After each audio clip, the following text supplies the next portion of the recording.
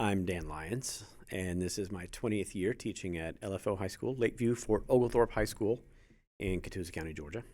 I don't know how wide-reaching your listenership is. But before I was a teacher, I did other things.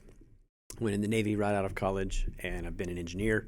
Had a couple of real jobs, as if teaching is not a real job, but I've done this for now. This is my 20th year, halfway through my 20th year. So I guess you could say I'm a veteran, local celebrity in Fort Oglethorpe, Georgia. Go to Walmart. I don't buy underwear at the local Walmart because I have too many students that work and shop there. So I am a regional treasure. I'm not a national treasure. That's reserved for Dick Van Dyke, Jimmy Fallon, people like that. But I'm definitely a regional treasure. And I teach math. Did I mention that? Math. I've taught a few other things, but I mostly teach math, and I mostly teach upper class, juniors and seniors level. I've taught plenty of freshmen and sophomores along the way as well. Taught you twice. Taught you for Algebra 2, and I believe whatever it was you took your senior year. I don't remember. Might have been pre-cal or it was Algebra 3. math-related. It was math-related, but it was your senior year was the second time I had you because I already knew that you were a pretty cool guy. I was scared of you the first time I taught you. The first time we talked was interesting. I was this kid who thought I came into school, first of all, 240 plus pounds, nothing but red meat. That's all I ate. Just burgers every day after school or pizza, and long hair, almost down to my lower back, and I don't know, I just thought I knew everything at the time, and it wasn't until right after, towards the end of high school, I think it was the night before junior year started, I actually had quit junior year, and had a conversation with my girlfriend at the time. I was like, tomorrow I think I just want to go back to school. It was the year senior year was starting. I was like, I think I want to go back. So came in, talked to Miss Fanner, chilling, come back, and yeah, I had definitely had you that year because I had to take no electives. Yeah, I had made the choice to leave, and yeah. But all right, so quick question just to kind of loosen it up a little bit. Prior to COVID, what's the weirdest thing that was the most changing for school regulation and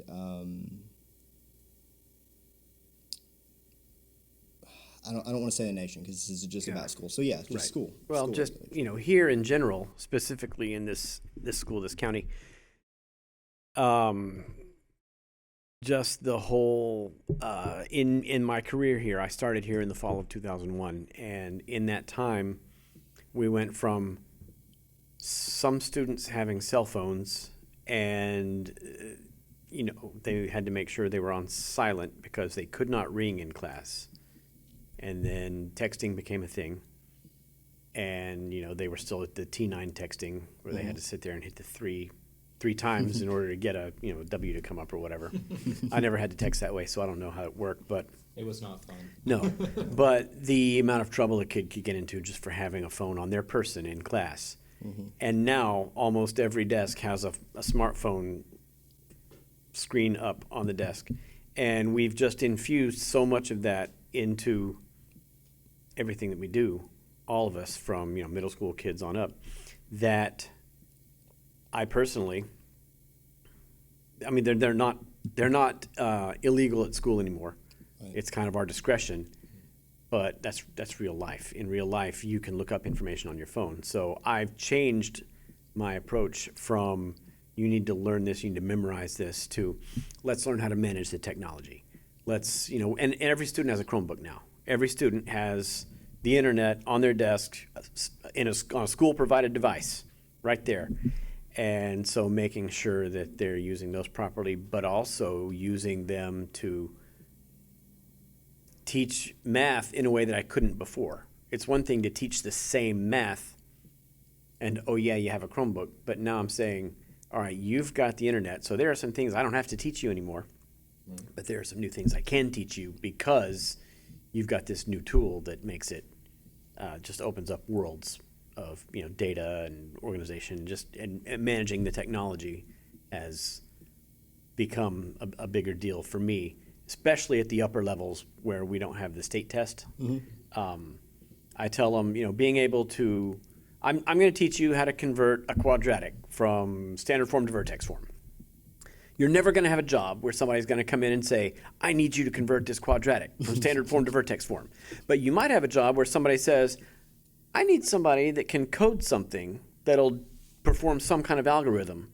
So I'm going to teach you how to convert a quadratic from standard form to vertex form. And then I want you to make a spreadsheet that will perform that algorithm. Can you use it on your test? Absolutely. Yes, please use it on your test. But you're going to learn how to think logically through the steps, and you have to know the algorithm to make the spreadsheet that'll do the algorithm. And that kind of turned things inside out for me and for a lot of my students, because we went away from just memorizing a bunch of stuff that we're never going to do and starting to make it more relevant, because making a spreadsheet is a way more relevant skill than converting a quadratic from standard form to vertex form. Right. And I know that there is a fair amount, and not only have I seen it on social media, I know I've heard it discussed on CNN before.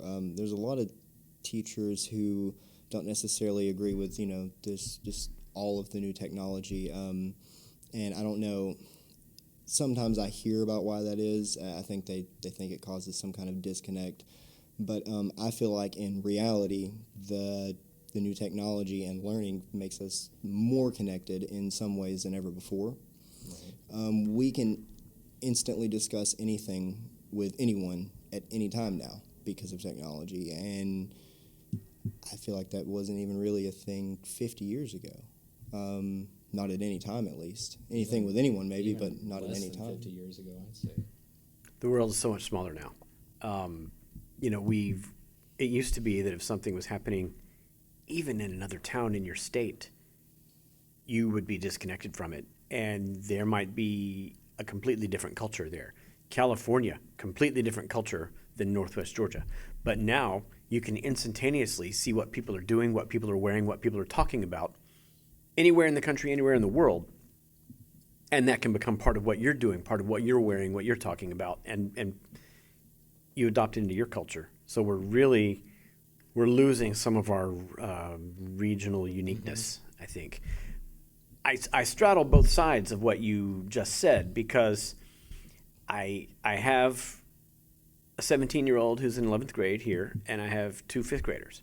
And, January of 5th grade year is when they start to get attitude, by all accounts, by what all 5th grade teachers say, elementary school teachers. So I'm seeing how they use technology, or how my older son uses technology, and we waited to get him a smartphone. He didn't get a smartphone until he was toward the end of his sophomore year of high school. And my young ones, one of them just got an iPod, and we turned off the internet on it. I can plug it into a computer and download music on it, but we're trying to keep them from just having the internet in their pocket at too young an age. Right. Because we believe that it's not the best thing for a child that young. And even at the high school level, they need to be moderate with it. It's way too easy. And I'm 52. I'm old. I graduated from high school in 1987. So, and the 80s were the best time in the world that has ever been to grow up and be a teenager. But the technology is a wonderful thing. It's a wonderful tool. Any question you have, you can answer in 2 clicks. But we can't lose that human element. And if you look at what's going on in the world, even literally today, January 6th, Yep. People are very bold when they're hiding behind the wall of the internet, and they'll say things that they would never say. And they will promote things that they would never promote out loud. Right. And I have to remind my students and my children, anything you say online, and fortunately, my oldest is the only one who has any kind of social media presence, and he doesn't do anything with it. Right. Anything you say, anything you do online can be screenshotted, shared, taken out of context. Be very careful. Yep.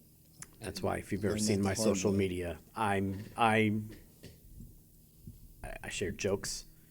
I share little statements. I don't say very much political. I'm just, I don't want to be misunderstood by anybody.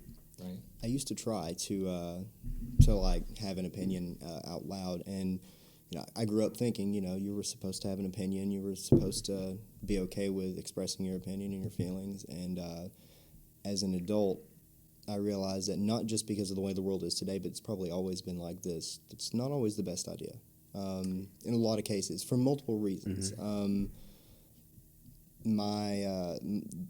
The fastest thing I go to in my head every time I think about saying something that probably should be censored or just not said is usually, I don't know, I lost it. This happens when I do podcasts. I think it's important to have an opinion and to, feel strongly about certain things, and I mean politics and everything, but when it gets to the point where everyone is hating each other because you think differently than me, maybe it's, there needs to be some common ground, because, my personality isn't all based around who I voted for, and neither is yours, and neither is his. So It used to be that you could be good friends with somebody and have no idea where they stand on things politically. Mm-hmm. Or, well, I know they disagree with me on this, but it's okay. But now, it's so divided that people, you see on social media, well, if you support so-and-so, unfriend me now. I don't want to associate with you because you have some opposite stand on something than I do.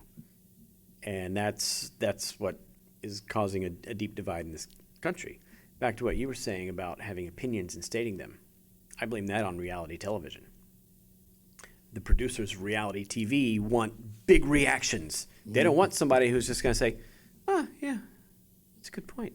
They want someone who's going to react and who's going to clap back and get up in their face. And so that's what our kids have grown up watching. Drama sells. Yeah, I mean, MTV was music videos when I was your age. Now it's reality TV. I don't even know what it is now, but for a while there was nothing but reality TV, and it's those big reactions. Let me clap back. Let me give attitude, because that's what the producers want. That's what's going to get me screen time. That's what's going to make me famous. Reality TV to me is a bunch of people who did not go to real acting school. They stopped at high school drama, and they live in a place together, and that's reality TV. Yeah, and they're all trying to act. That's what it seems like to me. They want to be famous, and they want to, and the producers are also sculpting it. They're taking the bits and pieces and trying to knit a story out of it, even when there's not really one there. That's also true. But what our teenagers are consuming is these big personalities with opinions that they're going to fire off, and hopefully the other person will fire back, and we'll get some nice conflict, because people will watch that, people will talk about it, people will tweet about it. Hashtag, did you see what happened on whatever? And I could do my whole TED talk about TV in general right now, and I don't want to get us too far off topic. Speaking of crazy things, I guess we can go ahead and jump into some of the more important stuff that I want to hear. And I don't know if a lot of people want to hear this, because it seems that so many people are focused on the negative, and I think that goes along with the responsibility of television. So many people are focused on the negative of COVID, which it is really bad, and yes, we should pay attention to it, because I guess there has to be something done about something, right? Mm-hmm. I want to talk about the good things that have come from it, and I think a lot of it is happening and going to be happening in the teaching world, because not only are they dealing with the generation that is about to take ownership of a country that's been affected by this, but they've also seen how it's been reacted to. So I guess, how did it affect you in the start? Because I know some things did probably change in the middle when new bits of information were added to the scene, when the CDC released more information, when some news channel said something, someone somewhere freaked out. So what was it like at first? I don't watch a lot of news. I just, I have basic cable at home, so I don't get CNN or Fox News or MSNBC or any of those. And when I go to the gym and they happen to be on, I hate all of them because they're all ridiculous. I don't care what end of the spectrum you're on. All of the news channels are ridiculous. So local news I might watch a little bit, but it's just, I've got better things to do. So when I knew, of course everybody knew there's this disease out there. And, I remember when an NBA player got it, and it was like the first famous person that got it. I don't even remember who it was. I don't really follow the NBA, but there was a reaction to that, like, oh man, this famous person, Tom Hanks and Rita Wilson have the Rona, and they're in Australia. Oh, are they gonna die? And if they don't die from the Rona in Australia, they will die from the spiders. Yeah, exactly. Yeah, the bugs. But and it was this big thing, and then more and more people were getting it. And I had a student. He was in 11th grade. Pretty smart kid, good kid, athlete. And he was just sitting here one day, and he's like, "You think we'll shut down because of this?" And anytime somebody asks me what I think is going to happen, I'm almost always going to be wrong. And I said, probably not. I'm also the one in 1992 who said, Operation Desert Storm, there's not a Democrat in the world that'll beat George H.W. Bush for re-election. Anyway, so he said, I think if it was here in the school, they'd probably close school, wouldn't they? And I said, they might. They're starting to talk about closing schools around the country and whatever, so it could happen. And he says, we need to find somebody to take one for the team. He goes, I wouldn't mind getting out of school for a while. And I said, you realize we'll still do school, we'll just do it digital. And he goes, yeah, but that's okay, man. I won't mind staying at home and just doing my school online. And then it wasn't 2 weeks later that, he got his wish. And it wasn't that somebody here got it. It was just all of a sudden on Thursday, March 12th, they made an announcement. Everybody take your Chromebook home, just in case. And then not 10 minutes after school was out, they said, the next day was an in-service day, so no students were going to be here anyway. They said, we're going digital for 2 weeks. After this, we'll see you after spring break. And the next day was an in-service day here, and all the teachers were in, and at least a third of the teachers were panic mode. Because how am I gonna do this? How am I gonna do this digitally? Teachers who get up and stand at the board and teach, and kind of old school. It's very fortunate that a couple of years ago, when we started to go one-to-one, when we started to get the Chromebooks, I transitioned to everything digital. I do all of my tests. I haven't done a test on paper in probably since 2016, early 2017. Nice. It's all on the Chromebook. Even before we had Chromebooks, I would take them into a computer lab to take their test. I put all my work on Google Classroom. We're a Google system, so I drank the Google Kool-Aid that day. I love Google. And I'm a Google certified educator, and there's a certain math software Chrome extension, I guess, that I'm kind of one of the leading users of in the country. Like, people will come to me and ask me to help them learn about it and stuff. So I was already doing things digitally, and I had been for a couple of years. And I'd been telling people for a couple of years, listen, you could do this all online. You will never have to, Scantrons again. You'll never have to sit there and grade papers by hand again, shuffling papers around. You do it all digitally. It's great. But there's a learning curve. Right. Well, when we came into school on that Friday, the March 13th, that in-service day, they said, all right, get together with your subject areas and talk about what you're going to do. And I walked into the room, and a couple of them looked at me and said, oh, I know what you're going to say. You've been playing that one-string guitar for 3 years now. And I said, I'm just here to help. Just let me know what you need, because I know some of you are freaked out, and some were, and there were teachers all over the country that did what we call a panic dump. They took every piece of information of curriculum they had and just put it out online and said, do all this by May. If you're a student, you're like, whoa. So for me, I get wordy and I start telling little side stories here. That's okay. Yeah. For me, it was not that much of a change. I set up an office in the home office that my wife uses because she works from home part of the time. And we were sitting there back to back on separate computers, just working. And I was making videos and putting out the same digital assignments I've been putting out for the last few years. Just this time, instead of getting up and teaching it, I'm making a video about it. And I've got an extension that just captures my screen, and I'm talking through a slideshow. And I've got myself in a little inset box, so they can, see the moneymaker. And it wasn't a week and a half into it before I had kids messaging me and saying, I can't wait till we're back in person. I don't like this. I don't like doing school from home. I don't like doing school online. I had some kids who just, if they weren't in this building, they weren't going to do anything. I had 2 that did nothing. And I had some that would do big chunks of work at a time. And I had some that stayed caught up every single day. You could kind of have 4 or 5 different levels of engagement with the work. And, for me, it was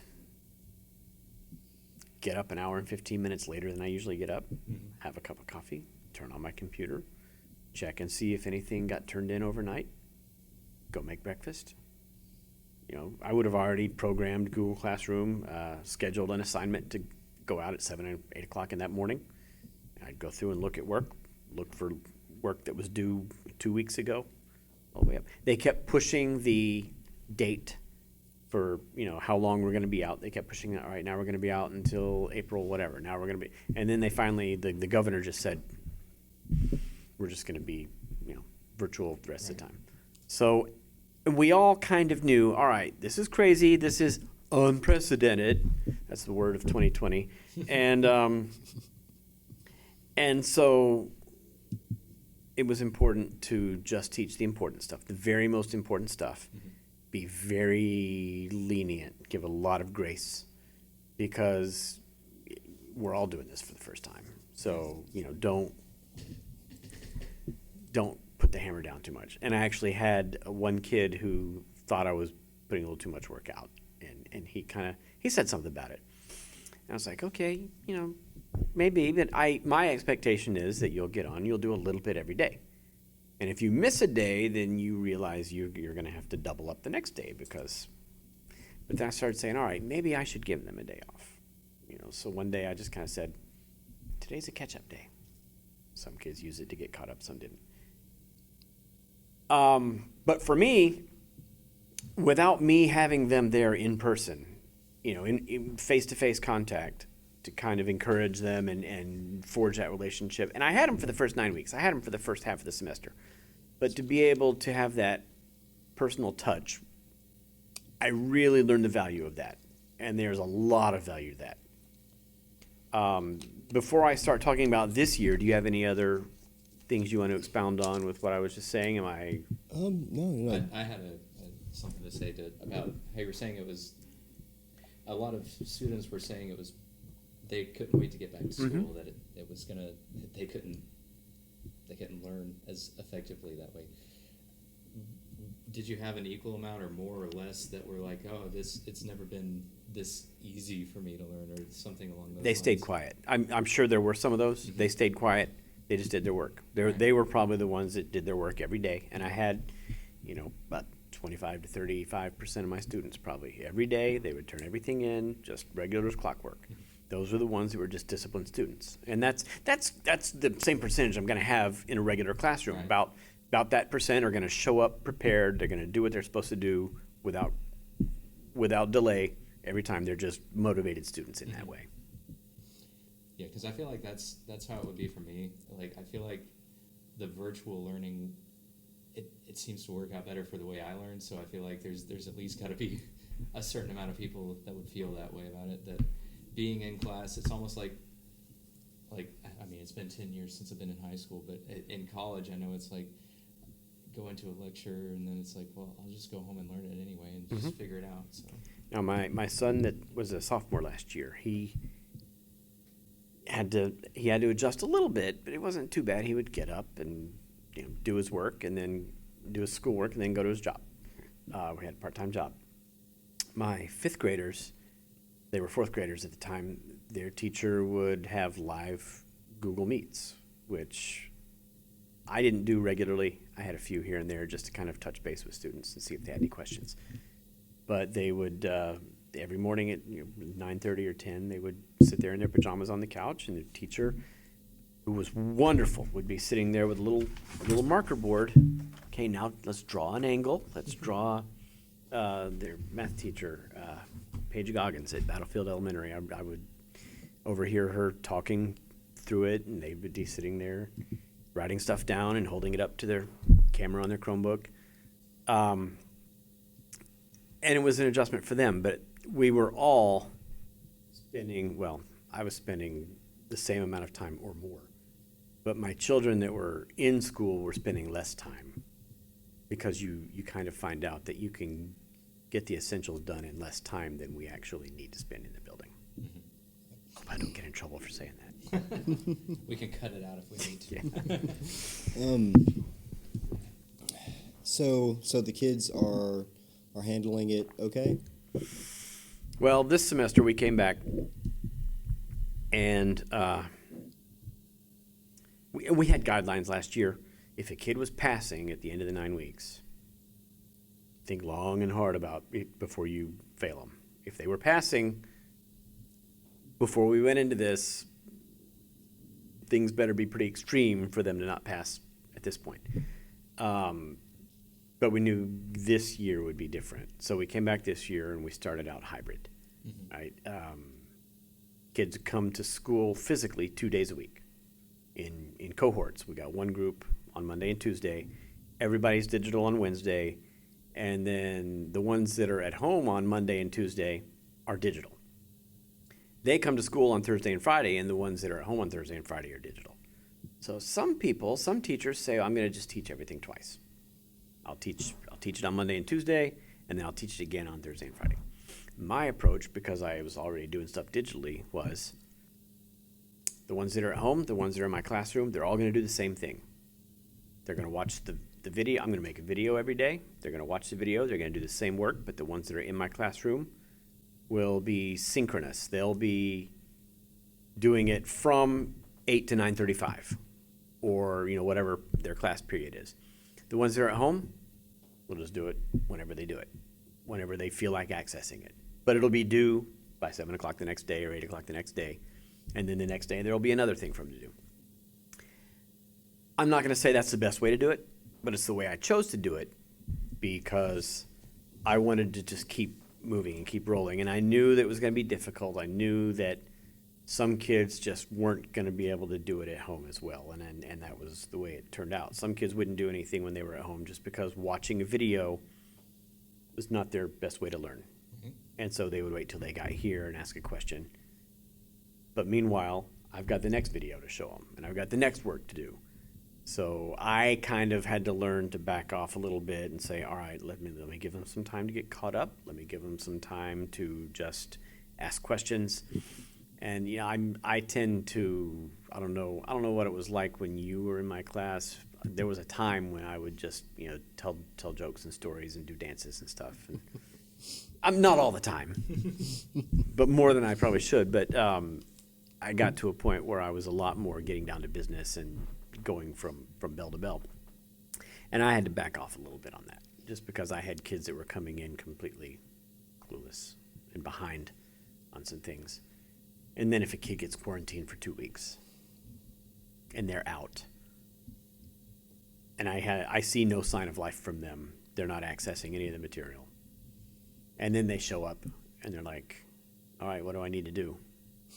All right, well, let's go back 3 weeks and see what you do need to do. So, but to a degree, I can't fault the kids too much. I would love to say, oh, they were all disciplined and they were all conscientious and knew what they needed to do and took ownership of their learning. But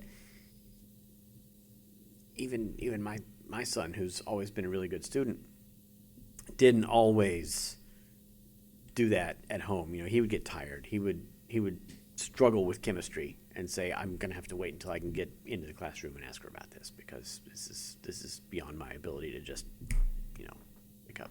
Yeah. So it was different, and I've had to go through and kind of reprioritize what I teach and say, all right, is it really important for them to learn this?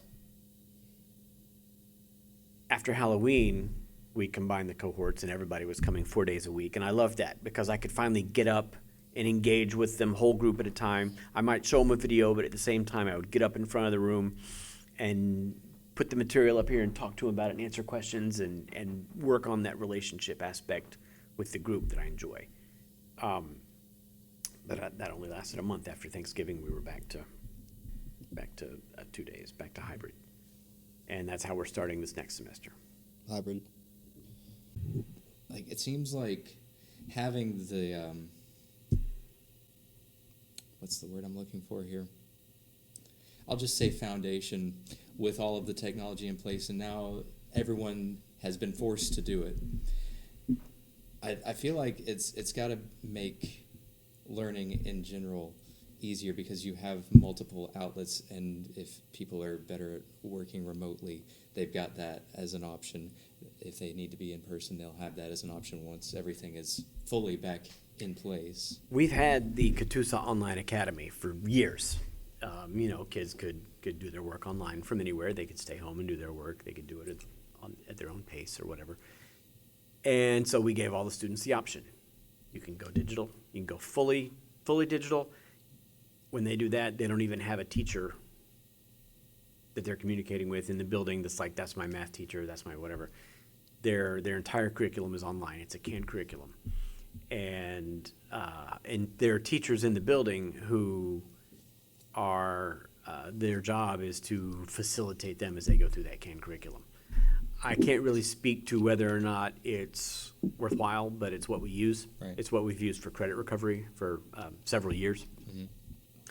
And kids get the same diploma, if they go through the online academy that they do here in the building. So I'm sure there's merit to it for kids that can do it.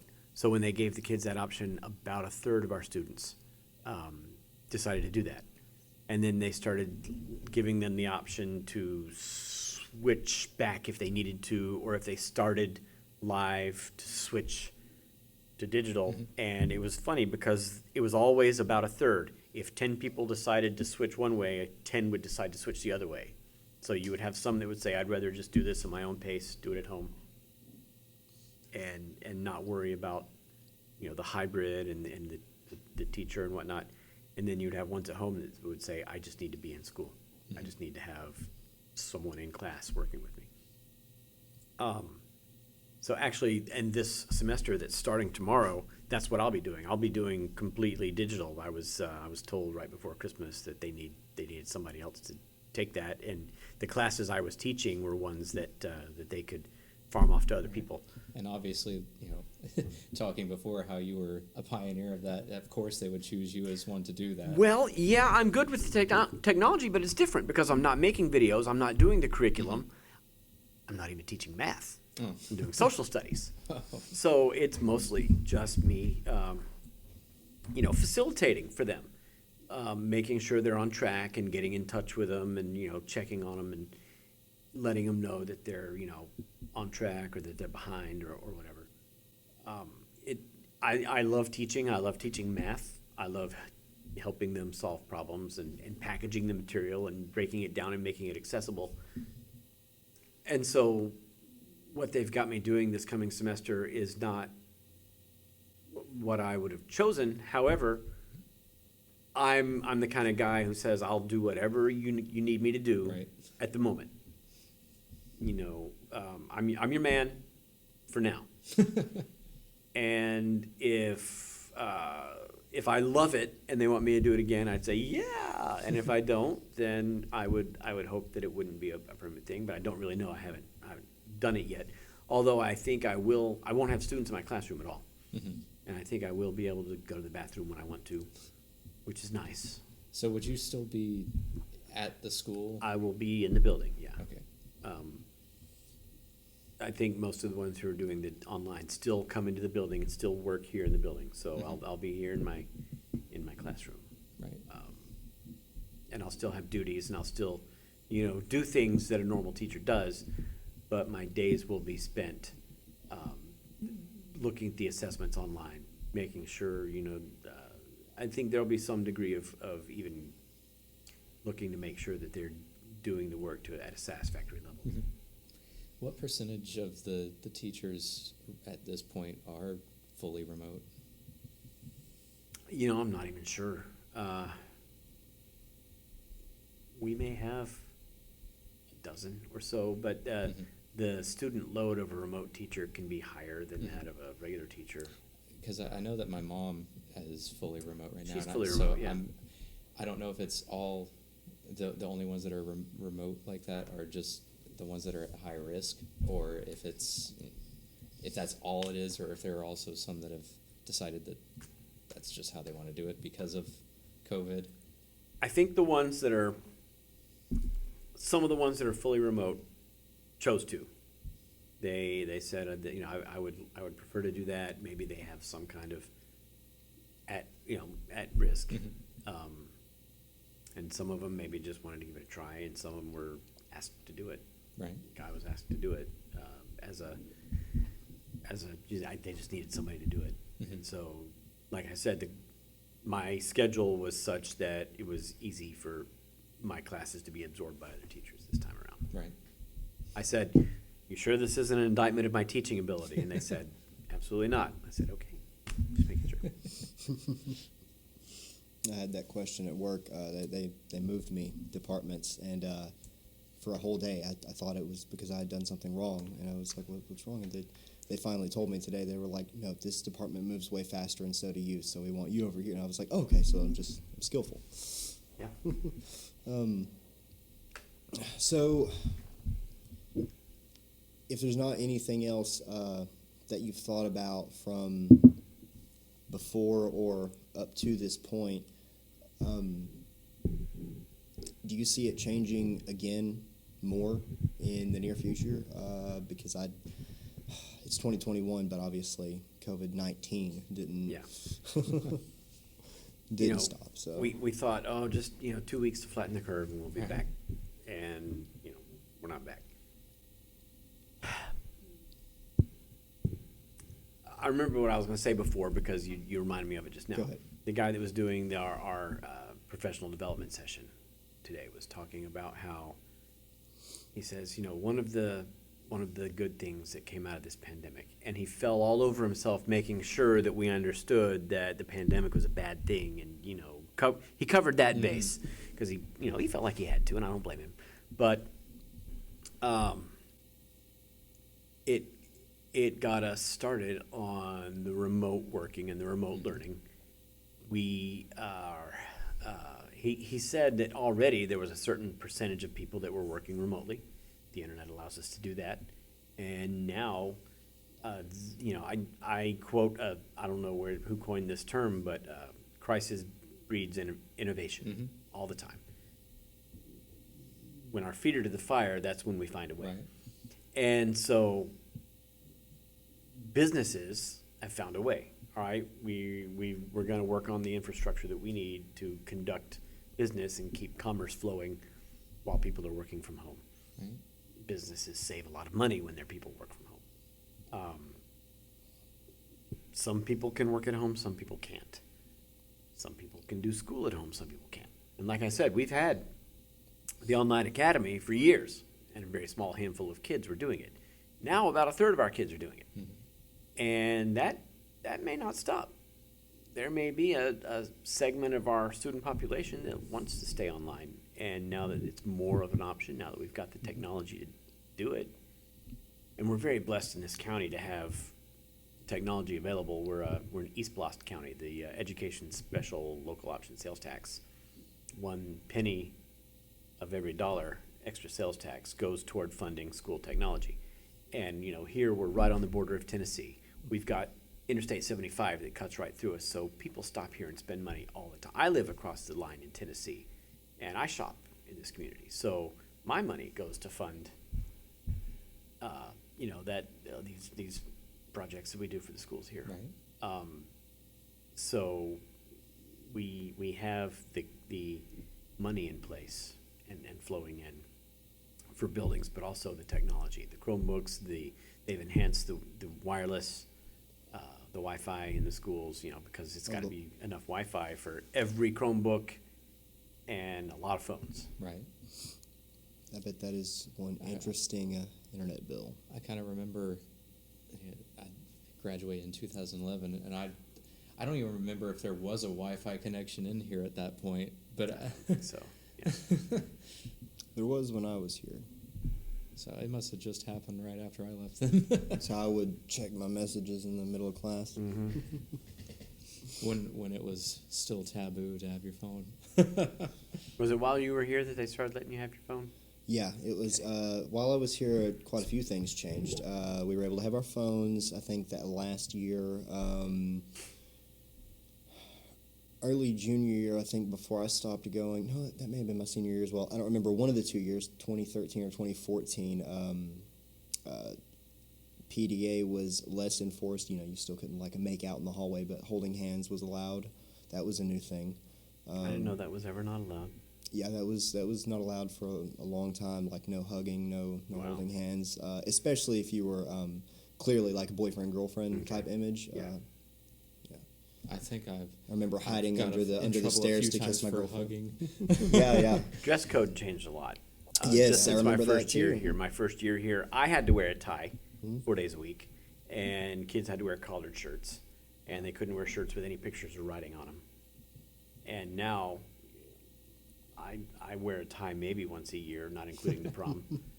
And the kids, as long as they're not flagrantly doing something terrible, I feel like education lags regular culture by 5 to 15 years in general. Oh, yeah. Dress code, technology, etc.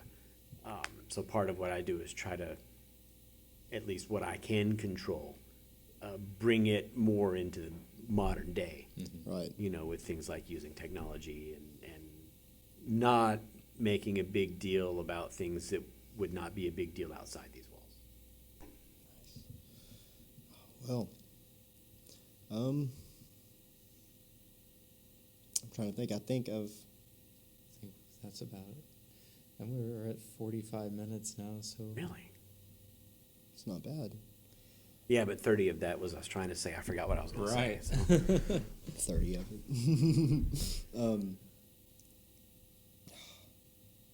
it. It's good to hear that there's positive things, because, like I said earlier, there's nothing positive on the news. There's nothing positive on Facebook. And when I say nothing positive, I don't mean 100%. Well, like I Obviously, said in the last podcast, it's Yeah. anything that happens, any negative thing that happens, there's always going to be something, even if it's just a minuscule thing, it's going to be something good comes from it. Mm-hmm. So I feel like you were saying, a bunch of the technology, we already had all of it in place, but no one was really utilizing it as much. Mm-hmm. So this is helping kind of push the people that were hesitant. They don't have a choice now, so now we can kind of move forward Yes. with things a lot quicker than we were. I want the virus to go away. I never want to wear a mask. Right. I wear one because I'm expected to wear one. But when this first started, I remember telling my wife, and I'm a believer. I'm a Christian, and I remember telling my wife, God is doing something. He's preparing us for something, and we don't know what it is. But let's go along on this ride and see what he's doing. And I still don't know what he's doing. Right. But he says in the book of Isaiah, I have great plans for you. And he says in Romans 8:28, all things work together for good, according to his purpose. I think I probably left a word or two out there, I'm sorry. But there's gonna be good things that happen, even in something like this that affects people's health and affects the economy, and people are dying from it. And I don't know what his purpose is, I don't know what his plan is, I don't know what he's trying to accomplish. But that's where faith comes in, for me personally. And to not at least give some credence to that, you know, this, I don't think this was just an accident. This has happened. We don't know the why, and it's going to take a long time for it to play out. And very much like 9/11, which happened my first year of teaching, it is going to change everything Right. for the rest of our lives, and we're still not even sure how. So it's just a matter of adapting as we go. I was just about to say, so you've had, during your time teaching, you've had 9/11, Columbine was 99, right? So That was before I started teaching. But still, I assume that as soon as you started teaching, there were probably in some schools, or a lot of schools, still regulations that were built from Columbine, actually, now that I think about it. I remember a lot of schools added metal detectors. A lot of schools Didn't have up a their lot of that security. around here. Not around here, no, but definitely out west. And I definitely remember seeing that. And I've been in schools with metal detectors. I tell my students, Doesn't Heritage have one? I think they do. not As soon as sure. you walk in the doors. I the think metal that detectors. the larger populations. maybe, yeah. I tell my students, we have a fire drill every month. The last time there was actually a school fire, if I remember correctly, I looked it up, it might have been like the 1940s or 1950s. But we practice every month. Cinder block doesn't burn. We have less paper and less books because everything's digital. But we still practice a fire drill once a month. We practice for tornado drill probably twice a semester, a severe weather drill. We actually had that tornado that came through here in 2011, and we were, you know, an hour and a half, 2 hours There's in the another hallway. thing We to had add to the another one list. a year or two ago where we were hunkered down. It wasn't as bad as the one in 2011. We practice that less, but it's a little bit more likely to happen. Well, we have an active shooter drill maybe once a semester. I've never been a part of that, I don't think. No, I remember We have the lockdown drill. we cornered in the room, didn't we? Yeah, we Yes. corner They in the call it room. different Well, now it's things. called run, hide, survive, because we have the option of looking at the camera feed on video and seeing where the threat might be, and if it looks clear in our hall, we get Go, out. right. Oh, that's awesome. So it's a run, hide, survive drill now, and, you know, option one is run if you can. And so I have to brief my students. I have to tell them, we have to decide if we're gonna run or if we're gonna hunker down. I talk about what to do if somebody, you know, just wants to get into this room and come in here and do something. What would we do? How would we react? And then, but yet, you know, we practice that maybe twice a year, maybe a little bit more often, but not much. Not as often as we have a fire drill. Right. And then another phenomenon that we have never practiced for, yet has happened at least 5 times since 2011 or so. We have yet to have a Sharknado drill. And I've seen these documentaries. There have been 5 of them. And it's scary. You know, because I tell the kids, because I brief them what we're going to do if we have a Sharknado drill. Because, you know, tornado drill, we want to be downstairs. Sharknado, you want to be upstairs. Those sharks are swimming around in the halls and trying to come up the stairs. I've seen it. But you also got to remember, can't kill them. It's poaching. It's illegal. So in that situation, you would also have a run/swim, hide, survive. Run/swim, hide, survive. and you've got to go down to the chainsaw locker. And Right, each class has 2 chainsaw marshals, and they go. If we have this drill, they go down to the chainsaw locker, and one of our assistant principals gives them a chainsaw, and they form a perimeter. And Oh, speaking of the chainsaw locker, I was very disappointed when I started doing the custodian work here and realizing that is not a swimming pool over there. Oh, everybody told us. I was everyone. afraid when they built the new gym that you'd be able to see from over there, that roof, and see that there's not one, but the sight line doesn't allow you to see it, so you can still perpetuate that myth. Yeah. Awesome. But it is a very nice view from outside there. Oh, speaking of myths, do you remember my favorite? And I tell everyone about this, and I'll never forget it. When Branson and I pranked like 40 to 100 kids in the school tricked them into believing that there was no school by manipulating I remember the news I channel's remember that. website. Yes, I remember that. I don't think I knew that was you at the time. So, little trick. Anybody can do this. Any web browser, just highlight any text on any web page and right-click after it's highlighted and click Inspect, and it'll bring up the coding of the web page, and you can find it right there and change the text. And obviously, it doesn't actually change the text for the website, but if you're smart, you can screenshot something that's changed. So we decided to add our. Said school was closed. That's great. how a bunch of the scammers on make you think that they've put too much money into your bank account that you've given them, so that they'll just change the text on there. That's interesting. Yeah. So you've been through 9/11. You've had the multiple weather incidents. Even when it rains, sometimes we leave school because of the. That's why I keep my blinds closed, because any kind of weather is a distraction for these teenagers. We're gonna go home. It's Look, it's raining. Look, it's snowing. It's nice outside. Can we go outside? Look at the wind. And I'm like, you can't see the wind? I remember the day of the tornado, and it looked terrible outside, and they weren't calling school yet. And then when they finally decided, okay, we're sending everyone home, it was a bright sunny day, and we were all making fun of it. It's like, oh, I better go get home. And then it, of course, came after that. When the weather is ominous outside, you're safer hunkered down Right. than you are out there. But yeah. So all the things you've witnessed and seen schools change because of, and that also includes,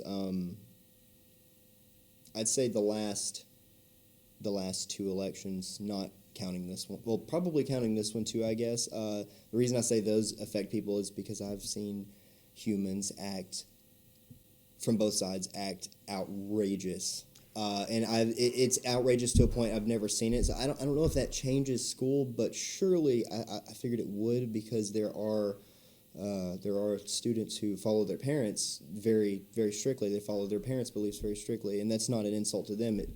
I think everybody does that until they're an adult. Everyone does. Yeah, everyone does that usually. Even when they become an adult, sometimes. Well, I tried to get away from my parents. I was like rebel, but That's all teenagers. but I don't know if those kinds of things have changed the way that it's, because we've got COVID, and at the same time we have rioting. We have kids who literally don't know if there's going to be adults too that don't know if there's going to be another civil war. When all that was going on, all the rioting and everything, and it's a nation in fear. And even today makes me worry about it more than anything. We're seeing them raiding the Capitol and actually getting inside with. Yes. Yeah. I can't speak for the nation. I can't even speak for any other school building in this state or in this county.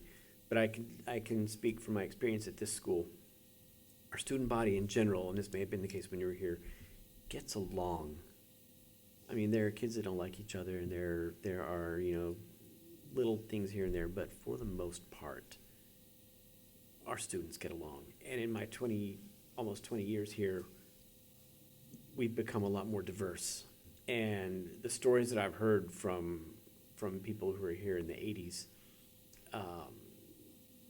talking about the way people of color were received when they would come here on a bus from another school to play in a basketball game, because there were none here.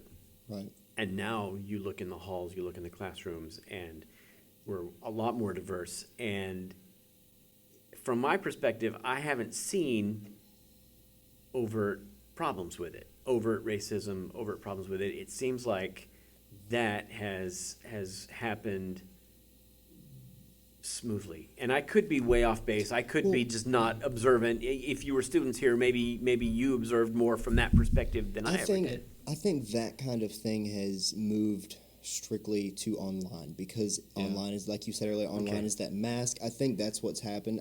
I'm not saying, it's one way or the other. I'm not saying, the whole, nation is racist or not, but I think that's what's happened. I think a lot of that stuff has kind of gone on online. I think a lot of, during the time I was here, there was some racism, but it wasn't necessarily being people felt like it was okay to use it for comedy, I guess. Okay, yeah.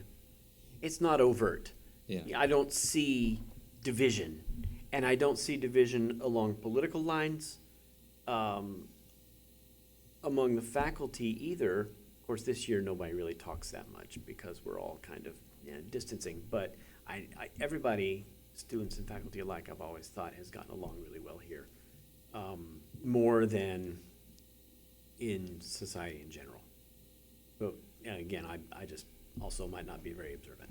It's weird, how people seem to tighten up and discipline themselves for work and school, but any other place in public, sometimes they seem.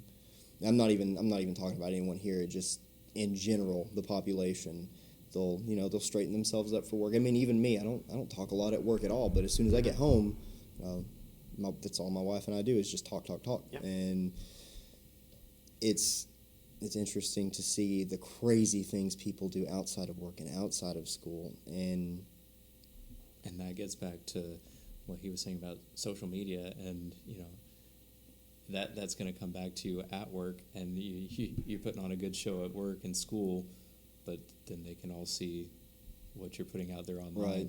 I learned that the hard way. I got in trouble at school for something I'd put on Facebook, and that, I deserved it, but that was definitely a story not for here. Right. Yeah. We did do a small podcast at the time about that, though. I did do that. That was a bad podcast. That's been deleted. I'm sure it's somewhere on the internet, but it's deleted from. I don't think we ever uploaded it, but I've still got it. Wow. But no, you've handled everything really well from your first year of teaching to now. Well, I can't speak for your first years of teaching, but I knew you for 4 years at least. So those years, and I guess I still know you after. So do I know you? You see me out there on the Facebooks. Yeah, I see you on the Facebooks, and I see you on commercials. Yeah, I've done a couple. I see you with that band. It's a boy band. Educate? Yes. We made that video at the beginning of the school year. We wanted to do. It started out as a very simple thing. One of our teachers, Amanda Campbell, said, "Hey, we want to just do this little, fun thing just to kind of welcome the kids back." And it was going to be I don't remember what the song was. It was a rap song, and she sent me the words to it, and I'm like, I can try to make something out of this. I do song parodies, and then before I even really got anywhere with it, she came back and said, "Actually, we're going to do it to the cha-cha slide." And I said, "I can work with this." And I came right up here, and I was about 75% of the way through the song, rewriting it for COVID. And her brother-in-law, who's our football coach, Bo Campbell, calls me and says, "I need you to come down to the media center. We've changed it." And I said, "I'm almost done writing it." He goes, "No, we've changed it." Okay, so I went down there, and he says, "We're doing Backstreet Boys." Now, in 2007, in the spring of 2007, no, the spring of 08, we had a talent show here, and we had a faculty boy band, 5 of us, 2 of which went to Heritage the next year when it opened. And we did a little medley. We did Beastie Boys, the Jackson 5. I think that was my and I first won it year that here. Was way. one of Could've them been, Coach yeah. Tyndall? No. No, okay, never mind. But so we had already, at least Coach Campbell and I had a little experience with I Want It That Way. And Oh. Hello. We didn't. that's We didn't still- move around enough, did we? Oh, That's I'm that not- motion. No, moving your arms doesn't do it. You have to. Okay. Yeah, there we go. All right, sorry about that. So I'm anyway, leaving that in there, too. Yeah, leave it in there because I have to deal with it frequently. I remember in when I'm class in it would here get too alone. quiet. It would happen while we were It working. happened twice this semester, and that's it. It rarely happens. Anyway, so there were 8 of us in there, and we had worked with the Backstreet Boys song a little bit years ago, so we just kind of started working on it, and all 8 of us brought something to the lyrics that was, worthy of putting in there, and it was kind of memorable. And after an hour maybe of 8 of us in the media center, we had the words written, and then we started talking about making a video. And down at Terminal 57, Sting Weber and Chris McNelly are all graduates of LFO. And with the pandemic, they didn't have a whole lot going on at the time as far as video production. So Bo gets on the phone with them, and next thing you know, that was a Friday afternoon. So on Monday, we went in and spent half the day at the studio recording. And then on Tuesday, we went in and spent half the day at the studio shooting video. And then on Wednesday, they came here, and we spent half the day shooting video here. And then the next Sunday, they put it out there, and it viral might be too strong a word. I think there's a guideline for viral, like 5 million views in 24 hours or some crazy thing like that. It took us less than 6 days to get to 1 million views on Facebook. And then it took us another week to get to 1.6 million, and it took us like 2 months to get to 1.7.